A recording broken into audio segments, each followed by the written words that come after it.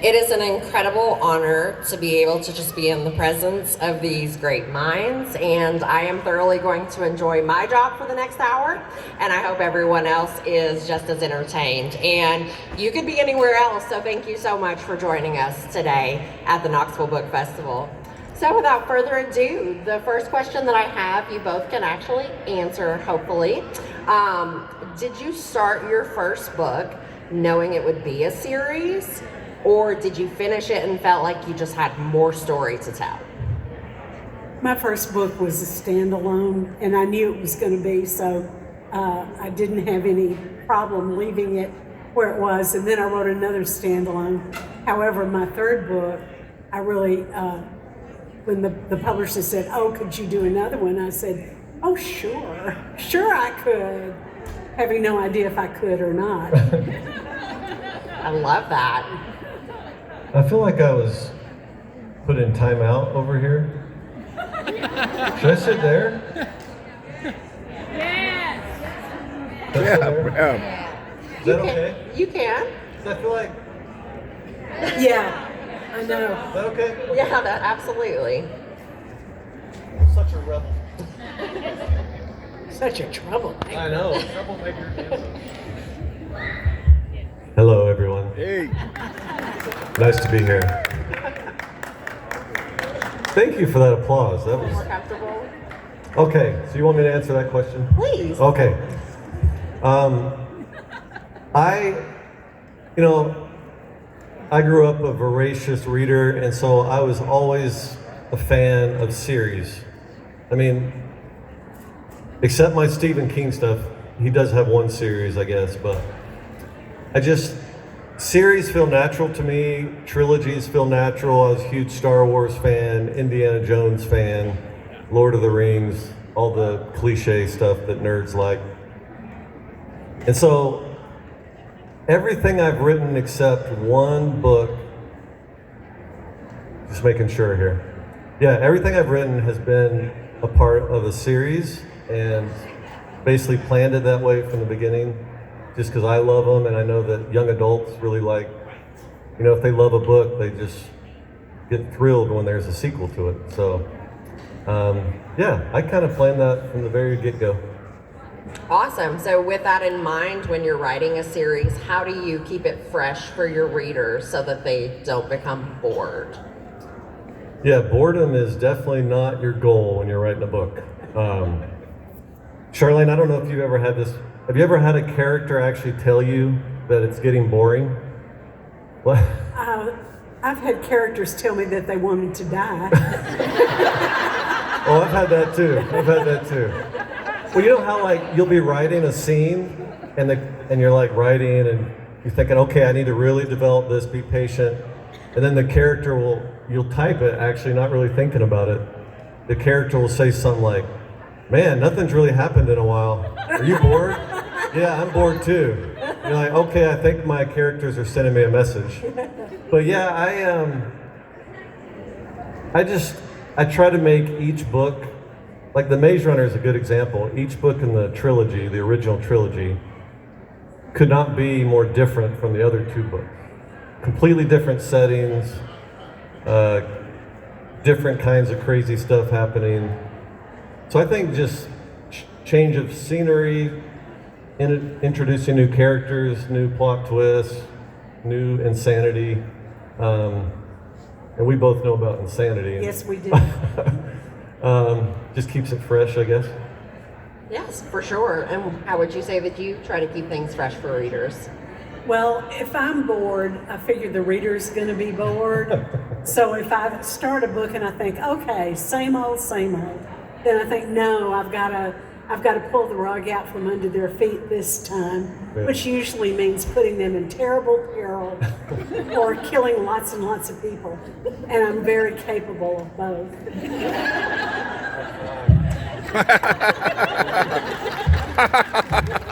That is definitely one thing we have in common. We do, yeah. Charlaine, what surprised you most about publishing books? Well, the whole thing was a surprise, really. I feel very fortunate to have gotten my first book published and my second book, and on and on to maybe 50 books now. It surprised me. Everything surprised me. I mean, you couldn't have been more ignorant than I was. There wasn't the means online to find out about publishing that there is now. There is so much information about publishing and the process and about finding an agent that was really difficult to learn when I came up, when dinosaurs were walking the earth. Because this is my 43rd year as a writer. Hey. So it's possible to last this long. What was the best surprise to me was that I found my agent over the telephone because a friend said, "Oh, I have an agent, you need one." He called me, we shook handshakes over the phone, and he's been my agent now for all this time. And I couldn't have a better one. Joshua Bilmes at Jabberwocky Agency, which is his own agency, that he founded after he and I got together. So I got in on the ground floor with him, and it's just been wonderful. You have to have the right agent first, and you have to know your agent is always in your corner and prepared to make people cry, to get you what you need. Yeah, my agent's the same way. Yeah. Yes, absolutely. I just talked to her. I think that was a surprise to know how badly I needed an agent and how much a good agent can help you. And it was a surprise to realize I had a relationship with my editor, and it didn't have to be combative. Yeah. It could be cooperative too. Mm-hmm. And the fact that once I found out there were conventions you could go to where people were reading books and had read your book, which amazed me. That was a whole surprise. And that they would come up and ask you questions about your book and you would need to answer them. That was a first for me. So everything was new for me. And it continues to surprise me over and over, especially once you've dealt with the West Coast. That's a whole different shooting match. Yeah. And that's a whole different level of learning, I think. Yeah, definitely. And I've met Joshua a couple times. He's a great guy. He is. Great guy. And he's also Brandon Sanderson's agent. So he owes a lot to Charlaine, I think. Because you made Joshua... Anyway, that's a whole nother story.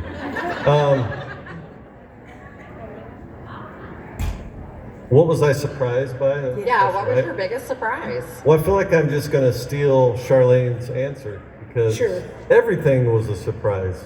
I mean, I grew up in a very small, well, it's not that small anymore, but I grew up in Duluth, Georgia. So I'm a Southern boy too. And in fact, my mom is really mad at me because I'm so close, but I'm not going to see her after this trip because I got to get back to Utah. I don't know why I live in Utah. It's weird, but I live in Utah.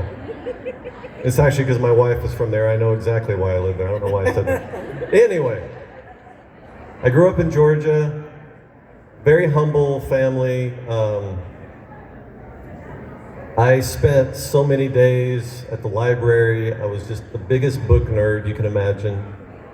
And it wasn't even in my sphere of thinking that, Judy Blume and Roald Dahl and all these people that I could someday even be published.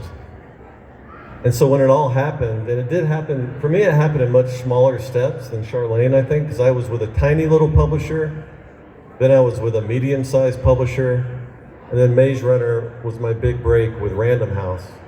So I took all these baby steps, and but by far, my best experiences have always been at stuff like this. Book festivals, Comic-Cons, writing conferences, where you get to be with your people. Because you're all just as nerdy as I am. I can tell from looking up here. These are my people, and it's just so fun. Especially that surreal level of, I've read your book and I liked it, and will you sign it for me? It's just, my guess is you've never gotten used to it, and taken it for granted or anything. not for granted, never. Yeah. It's always good for me. I think writers need to get their egos stoked to stay in the business. And an event like this where people say, oh, I love your books. Oh, you got me through a really hard time in my life. Oh, my mother or my daughter we shared the books, and we learned a lot about each other from reading them together. That's irreplaceable. Yep. And I told you yesterday that my sister's texted me like 20 times, and I bought your book for her today. Charlaine's books helped her get through a super tough divorce, and that's exactly what you're talking about. My own sister. I love it. I've been through many divorces with many women. Charlaine Harris, therapist and marriage counselor, post-marriage counselor. No, so talking about the fan base, what's probably been your craziest fan experience?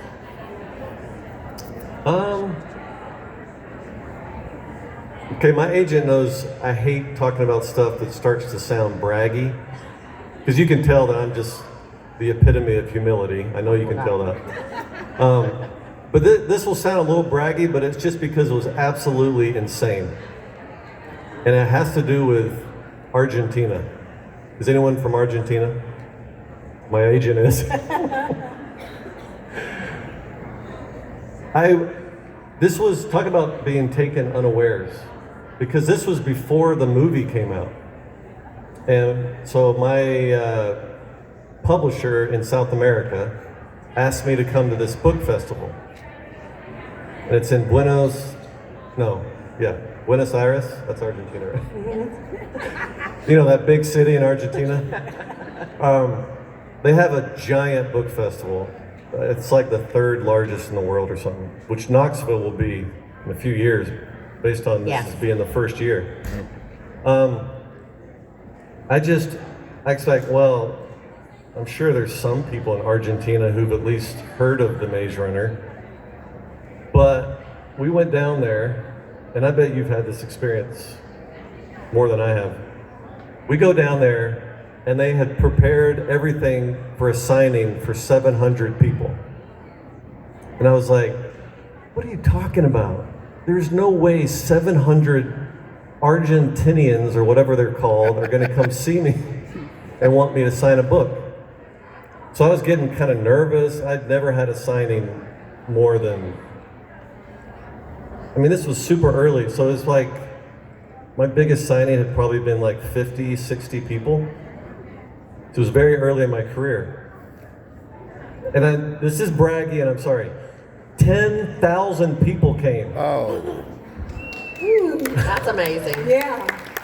And I was just like, I barely survived it. We signed for like 10 and a half hours.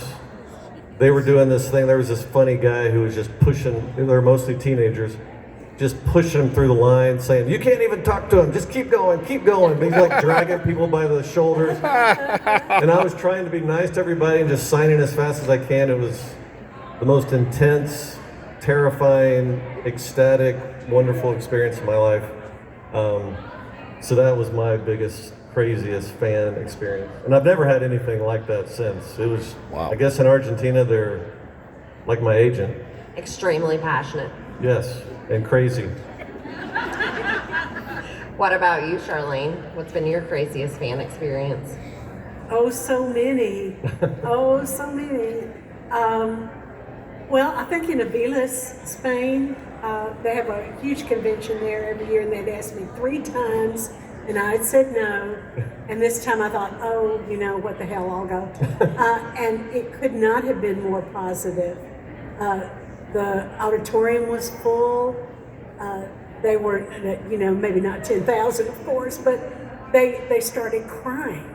Oh. And I thought, oh, it really hits you in the solar plexus when you realize you mean something to people that you haven't even recognized, that they accept you and love you on some level that you can't even see.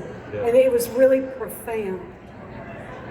I'd say it's something that sticks with you when it's that magnitude. It does. And just to bring myself back down to earth a little bit, I have done at least 100 signings where one person or fewer showed up.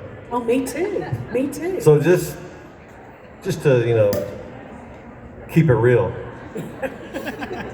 So getting back to the book series, what did you find most difficult? The first book or the following? Oh, that's a good question. Oh, I think the first book is the easiest because you've already I don't do an outline, but I had planned it in my head. The first book, most often, sometimes I don't even do that. But I wrote Dead Until Dark, and I just thought, this is my book, this is the one, this is my breakthrough. My agent wasn't crazy about it. He says, well, vampires are not really such a hoot. And I'm going, yeah, they are. The way I write them, they are. But it took him 2 years to sell it. Oh, wow. Yeah, And 2 years. It was before Twilight. Oh, yes, it was before Twilight. But it got turned down over and over in very unflattering terms, to the point where I told him, don't even send the rejection letters to me. I don't care. Yeah. But he finally found someone who was willing to take it. It was Laurel K. Hamilton's publisher. Oh, yeah. And they had already gone out on a limb for Laurel, so they were willing to try me too. And I told this story yesterday, but maybe you all weren't here. Dead Until Dark got nominated for an Anthony Award, which is a mystery award. And I'm from the mystery field. And I was just like, no. And it won. So I get up to the podium and I'm looking out and I see at least 4 agents who turned it down. 4 editors. Slap in the face. And I'm going, neener. Oh, I've got the best follow-up story to that, because Joshua, her agent, turned down the Maze Runner. Did you know this? Every time, and I see him every once in a while, or he talks through Brandon, and he's a great guy. I mean, this is not unusual for people. Rejection is part of the game, as we both know very well. Yeah. So it's not like any kind of bitterness. It's just funny now, because he's always like, "What the hell was I thinking?" I turned down because I was friends with Brandon Sanderson. That's the whole reason I gave Maze Runner to him. And I think it was that early stage where it wasn't very good yet. If you were here yesterday, I talked about how I totally rewrote it and made it much better. And so he was probably right, very right to reject it, but it's become a really funny joke now. I'll remember that the next time I see him. Yeah. Well, maybe he learned not to sleep on opportunities. Maybe you were a learning opportunity. Maybe so. You never know. So what was most difficult for you, first book or subsequent? I agree that the subsequent sequels and such are by far more difficult. Yeah. Because the Maze Runner, I spent probably a total of 4 years off and on working on that. So I had all this time. There was no pressure. It was just, I was literally doing it for fun because I had no idea if it would ever be published. So you think about 4 years doing that, and then it does get published, and then they agree to do the sequels. And they're not like, you know what, take another 4 or 5 years to write the sequel. It's all good. You could be like George R.R. Martin if you want to. Take 12 years between books. No, they're like, oh, we need the next book by September, and it's February. So much more pressure, I think, to write the sequels. Still fun in a million different ways, but just more difficult because you don't have as much time, and there's that wonderful fear of knowing it's getting published. It's kind of a double-edged sword. It's a good problem to have, of course. That's what you want. That's where you want to be, but by far more difficult than the first book is my answer. I like it. What are you reading right now? I'm reading James's book right now. Oh, really? Yeah, I'm reading Maze Runner right now. Boom! That is awesome. Thank you. I just bought your book for you to sign it for me and for my sister. So. Oh, cool. But I did read it like 20 years ago. Mm-hmm. When did True Blood start? What was first season? You don't remember? No, I don't remember. I remember being paralyzed with fright because I had to do the red carpet. Oh, yeah. But I don't remember what year that was. It was feels like a long time ago. It lasted 7 seasons. 2008, thank you, reader. 2008, and I'd started the series. I was already 4 or 5 books into the series, which was a big advantage for me because the TV show didn't derail my plans, such as they were, for the series. I felt free to keep my characters the way they were rather than thinking, oh no, they did this in the show, so I can't do that. Oh, that's a really good point. 'Cause I have to assume that George Martin has suffered from that. Like with Game of Thrones coming out before the books were done, that had to mess with his. Oh yeah. I would imagine. So, but that is quite the flex to be like, I don't remember when my TV show came out. Somewhere in the last 30 years. Maze Runner came out in September of 2014, just so you know. The movie. What was the question? Was there a question? There was a second book question, if that was easier to do. Oh, I already answered that one. Oh, I said, what are you reading? Oh, what am I reading? Thank you. You're welcome. This is extremely. I'll be reading something by you next since you're reading my book, that's for sure. I'm just reading a random nonfiction book about the embassy in London being hijacked in like 1980. I like to mix it up a little. Yeah, sure. I read nonfiction, I read fiction. That book has kind of been tough to get through, so I'm excited to get back to something good fiction-wise.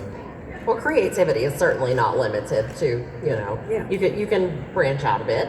Yeah. I asked you this question yesterday, but perhaps some of our attendees were not here, but what is your most favorite book that you've written? And I will ask you the same question. That'd be weird if I didn't give the same answer as yesterday. I mean, maybe. So I'm trying to remember what I said. No, it's definitely The Eye of Mines for me. That's why you said yesterday, by the way. Yes, I know. I mean, I hope. Yes, thank you. Just because it was done after the Maze Runner series, so I had a lot more freedom and time because I was a full-time author at that point. So I had much more time and freedom to really develop it from beginning to end before I wrote it, which is not usual for me. Sounds like we're both pantsers, as you called it. Absolutely. Yeah, I feel more comfortable writing that way. It's more fun for me. But for some reason, that one, I had this big twist planned, so I wanted to make sure I planned it out beforehand. And just really proud of that book. But, it's like saying who your favorite child is. Yeah. Which I do have a favorite child, but I'm not going to tell you who it is. Okay. Oh. I like it. What about for you? What's your favorite book you've written? There have been things I've enjoyed a lot about several books. When you write a book, you know how you want it to turn out. Sometimes you reach that level and sometimes you don't. Sometimes you realized you fell a little short of the mark, but the book is due, you have to turn it in, and it turns out to be what it is. I think the one I really liked was Altogether Dead, the one about the pyramid. Okay, yay, I see heads nodding, I got it right. I really love that one because I had to do a lot of research that I ordinarily don't do, as you can easily tell. I did research on architecture, pyramids, explosives, and I really was happy with the result of that. And I felt like without putting everything I had learned into the book, I made the book a little more credible that way, if you can call a Sookie book credible. And I also enjoyed my one of my books that turned into a serial killer book, and I'd never done a serial killer, but it turned out to be that way, and it was really a grim passage in a book, and I rewrote it several times, and it turned out to be, I think, it got up to my expectations. Cool. Yeah. Great. Awesome. So I have a follow-up question to that. So how do you write about, unless you're moonlighting as a serial killer and we don't know, how do you write about that and make it seem? Well, I've read a lot about serial killers. Yeah. I too read outside fiction, and I have read a lot of books about real murderers and why they do what they do, and some books about catching people who are like that, and the difference between fiction and reality, as it's the fiction depicted on television and the reality of serial killers, which is even more interesting, I think. So I read a lot about it, and I just wanted it to be a very poignant episode in the books, and it turned out as well as I wanted it to. So, yay! Amazing. My guess is that most people here are big fans of serial killers. See all the nodding heads? Yeah, there's something fascinating, intriguing about just how dark the human mind can go. And I have a book about a serial killer too, so we have so much in common, it's ridiculous. You and me. New besties. Yeah, we're new besties, I love this. So, are there any secrets that you can share with us that may not have made it to the blurbs for your books? Secrets. I'm not big on secrets. I'm more of an open book myself. Secrets. James, can you get that one? Secrets. Like something in an upcoming book that people don't know about, or what do you mean? Sure, yeah. I will say, yesterday I talked about, for the second time, I'm coming out with, actually for the third time, I'm coming out with the final book in the Maze Runner series.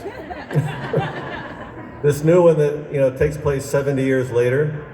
I really do believe this is the last book ever. So you can make fun of me in a few years when my agent talks me into writing some other, the board book about all the Gladers when they were babies or something. Anyway. We really wanted to end it with all kinds of callbacks to the whole series. And so I'll just say there are a lot of little Easter eggs that you guys will get. Everything from something about Newt to something about original Wicked. Just lots of Easter eggs and really cool ending that kind of ties everything together. But you guys know the phrase "Wicked is good" from the Maze Runner series? Did you notice that the second Wicked musical movie is called Wicked for Good? We're just one tiny little word off from being the same as that. That would have been so, I don't know why they would have said Wicked is good, but that would have been cool. Yeah. What do you call that word? For is, what is that called? What, like English terms, grammar. What is it? An article. So I was one article away from having the same title. Did you guys see Wicked? It was so good. The musical. Okay, let's move on. Charlaine, this is a question for you. Who wins in an all-out decisive war? Vampires versus werewolves versus fae? Versus what? Fae. Oh, the Fae. The Fae would win because they have no moral scruples whatsoever. Well, not that vampires have a lot, but that was what made the Fae so much fun to write. The fact that I could write someone who had no Christian ethic at all and make it credible. And let me say here, my only big disappointment with the True Blood TV show was that David Bowie was not the king of the Fae. Because he would have been so perfect. The Goblin King himself. Perfect. Instead, they cast Rutger Hauer in a very bewildering turn of events. And I'm going, what the hell? That was a choice. Yeah, that was a real choice. I'm going, I always saw him as David Bowie, but here is Rutger Hauer coming out of a shower. Okay. Oh, you're fantastic. I'm so glad we finally met. So this is a question for both of you. What does literary success look like to you? That was a very deep question. Yeah. Well, I think I'll answer first just because I had the little baby steps. My first publisher, I always joke with kids when I speak at schools and they never seem to get the joke, but I always say my first book was selling by the dozens because for me that was literary success. Just to have a book with my name on it was blowing me away, and it had a terrible cover, the first version of it, and that's when I was doing so many signings where I was just begging people to at least ask me where the bathroom is or something, because I was just sitting there by myself. But I had a big sense of achievement. I had a book that was on some bookshelves that had my name on it. And then as I kept going, I went up to kind of more of a medium level publisher, and that's when I first started getting a taste that maybe I could do it for a living. And then that became my ultimate dream. Like, if I could just do this for a living, I will be the happiest person ever. And that did happen when The Maze Runner came out. And I think since then, that's just, to me, that is what, for me personally, being successful, as long as I can do this for a living, which I know is the ultimate dream of any of you out there who are writers, and a lot of people sitting at their tables out there, or we know are writers. That's the ultimate dream, and I haven't upped the ante. Okay, my next level of success will be people say I'm better than Stephen King. I haven't done anything stupid like that. I'm just happy and grateful and just still a little bedazzled and baffled. Not bedazzled, baffled. My jeans are not bedazzled either. You can be bedazzled. We could make that happen. It's just a wonderful thing, and I hope a lot of you out there can achieve that, because I used to be an accountant, like I told you yesterday. If there's any accountants in the audience, there's free hugs afterwards, okay? What does literary success look like for you? Was it like your first book published? Oh, that was big because so many people don't ever even get that. I got some notes back from one small press, and they said, "Oh, if you change this and you change that," but they ended up thinking it was not the book for them. And then I got a call from Houghton Mifflin, and they said, "Oh yeah, if you'll just change this, we'll publish it." And I thought I would literally wear a clown suit and stand on the corner if you asked me to, if you would publish my book. So that was really big, getting the first book. And then after that, it was like, I kept thinking, well, okay, I made $3,000 on this book. Let's raise the bar a little bit. And at one point I thought, you know, if I could just make $72,000 a year, I don't know why I picked that figure out of my head. If I could just do that and match my husband's salary, then I would feel like I was really, really doing something. And you know, once the show started, I passed that at the speed of light. And I was going, okay, now what I want is respect. Because respect does not always come with fame. And in the mystery world, there used to be this big division between hard-boiled writers and cozy writers. And I was definitely more on the cozy side, which is usually used in a pejorative sense of being weak and feminine and being able to write the books very easily, when each book is as difficult to write as any other book. So what I wanted was to see the grim expressions on the hard-boiled guys' faces when they realized I had shot past them, and I got that. So, amen, yeah. Yeah. That was Yeah, it's like people used to, my wife used to just, I mean, she still does, she loves Mary Higgins Clark. And there was just like this, oh, she's, just writes the same book every time. Just like this, it's kind of like the negativity that surrounded Twilight. I'm just like, why do we need this? People love these books. Get over it. She can tell a story. Yeah, absolutely. That's what people want, is a good story. Yeah. Absolutely. So when you think about your stories, do you tend to stick to like what's trending among fans? Or do you like to go off on your own path and be like, this is my mark, this is what I'm setting? I always follow my own path, and it's held me in good stead. Who can predict a trend? Nobody can. and once I see a one and realize it's a trend, it's past. Yeah. I'm slow that way. I just have to write the book I'm called on to write, the book that I want to write, and do the best job I can. That's all I can do. Yeah, I'm definitely the same way. And a lot of times you just have a lucky break. I talked yesterday about, the Maze Runner, we sold it to Random House it was May or June of 2008. And then, so, I'd written it way before that, but that's when we actually sold it to them. And lo and behold, 3 months later, this book named Hunger Games comes out.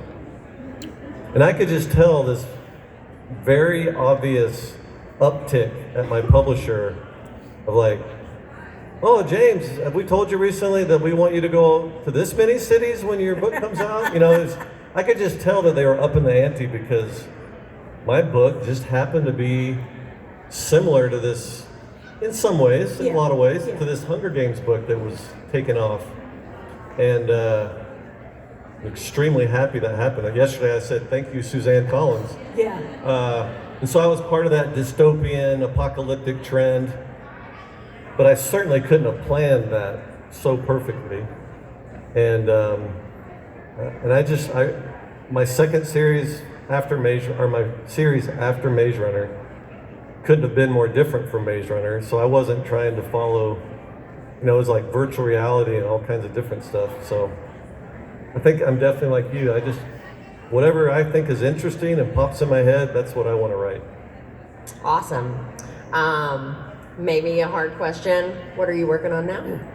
I'm working on something new. The last Gunny Rose book is coming out in July, and I bet a lot of you didn't even know I was writing the Gunny Rose series for the past 6 years. It hadn't quite gotten the attention my other series have, but boy, I was really proud of writing it. It's alternate America series set in the 1930s with magic and lots of killing. And so it was really interesting to write, and I had to do quite a bit of research too. Oh, cool. But my publishers told me that the 6th book would be my last. Oh. I'm going, okay, I can take a hint, I'll write something new. But I've started writing the first book in at least a 2-book series, and I'm really excited about it. It's almost completely science fiction. Oh, cool. And I'm having a really good time doing it, and I've sold it in the U.S. and in the UK. So Great. yeah. That's awesome. Brandon Sanderson actually told me once, he said, there's just this weird thing with authors, and he gave me several examples, that when you have something take off, like I had Maze Runner, you had True Blood, Sookie books, just the other books you write often just kind of get lost in the show. They do. Yeah, it's like they know they like you because they like your series, and I realized when Brandon talked to me about that it was the same for me. That I'm trying to think of an example. Like, a great example is this will blow your mind, but I was a huge fan of the Harry Potter books. Even though I was already grown up when they came out, I just really loved those books. Me too. And then J.K. Rowling wrote other books, and I'm just like, didn't have any interest in like her adult mystery. I'm sure they're great. They're long. Yeah, I've seen them. They're really, really long. If you have arthritis in your hands, you're going to have to read it on Kindle because. Yeah, same with Brandon's books. Yeah. Door stoppers, we call them. Hey. And so I think it's just a phenomenon where they almost don't want to. It's kind of like seeing the behind the scenes of a movie or something. They're like, no, James wrote Maze Runner. He didn't write this other stuff. That's not right. Thomas isn't in those books. Newt isn't in those books. Not that he would have been otherwise. I'm just trying to tick off this one person I know in the audience who gave me a hard time about something yesterday. Anyway,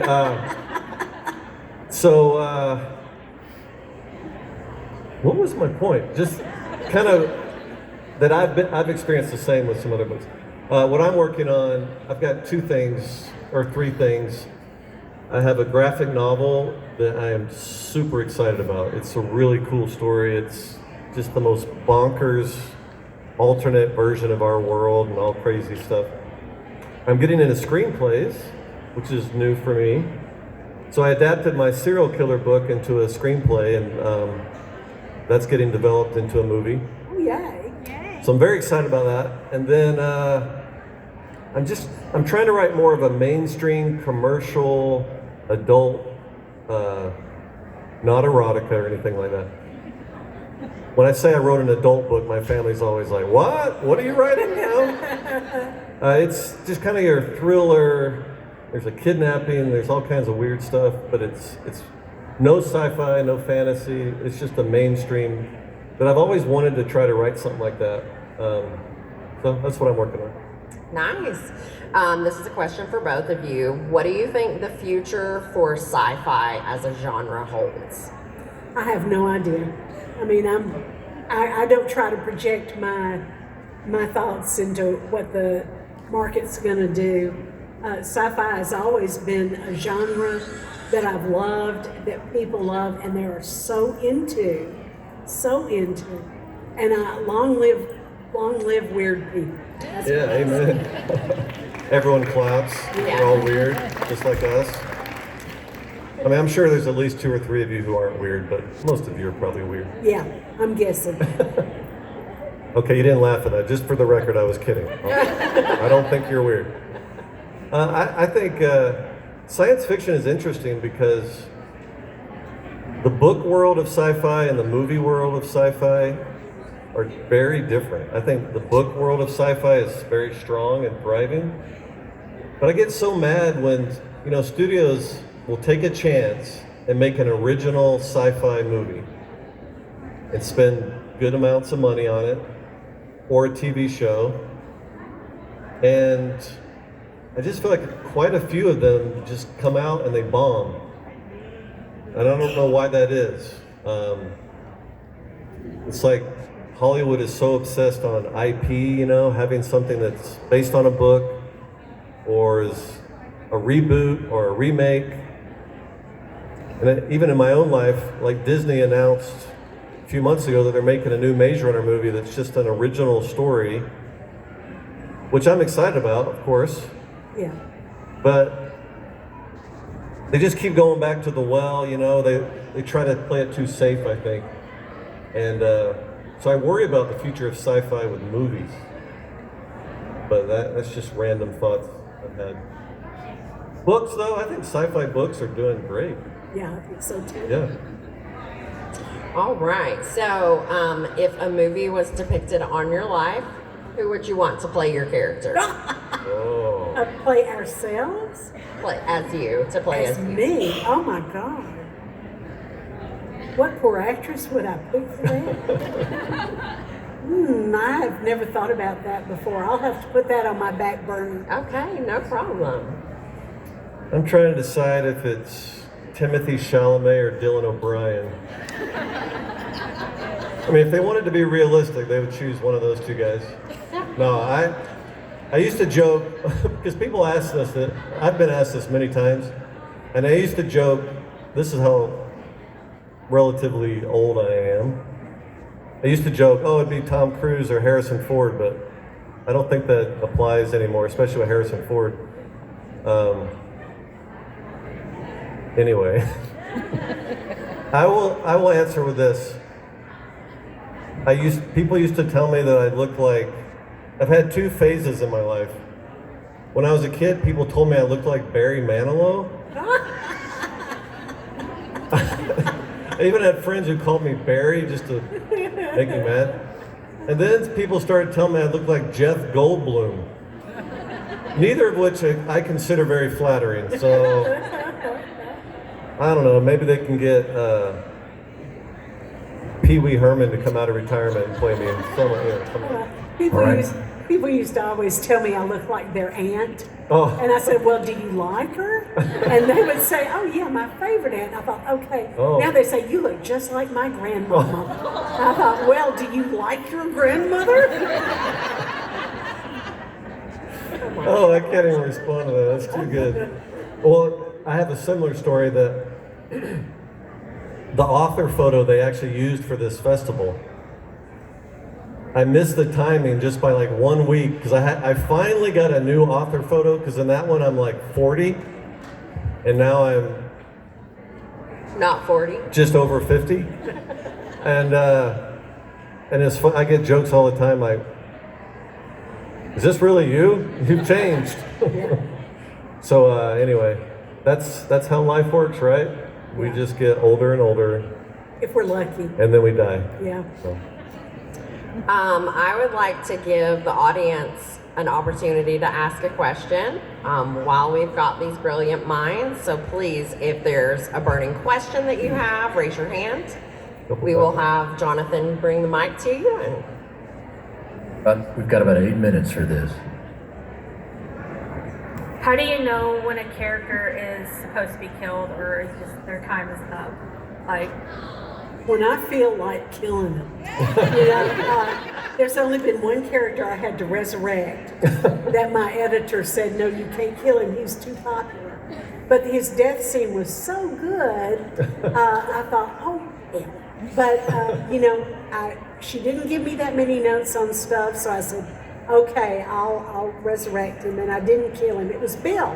Yeah. I didn't kill him in a couple of books before the end of the series.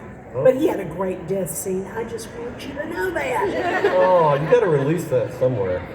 That'd be a fun, what do you call it? Like behind, bonus. Thank you. That's what I was looking for. Okay. Bonus material.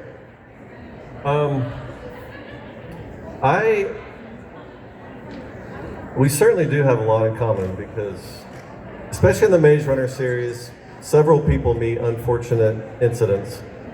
And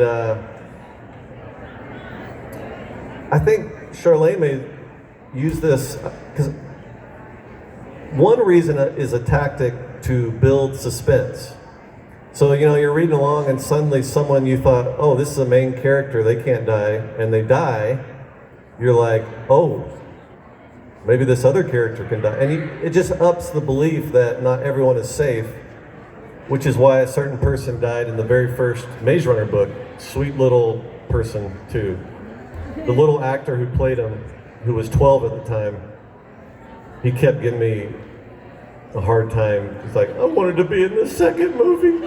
Anyway, but the one death that was not just, oh, it's time for this guy to die, was a certain person that you guys gave me a hard time about. That was thought out for years.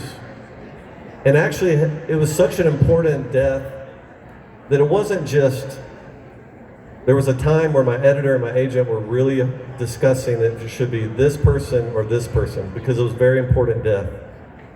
And we went with this person, and it kind of took a life of its own, people being mad at me about it, and it's just the greatest thing I ever did because we have a lot of fun with it.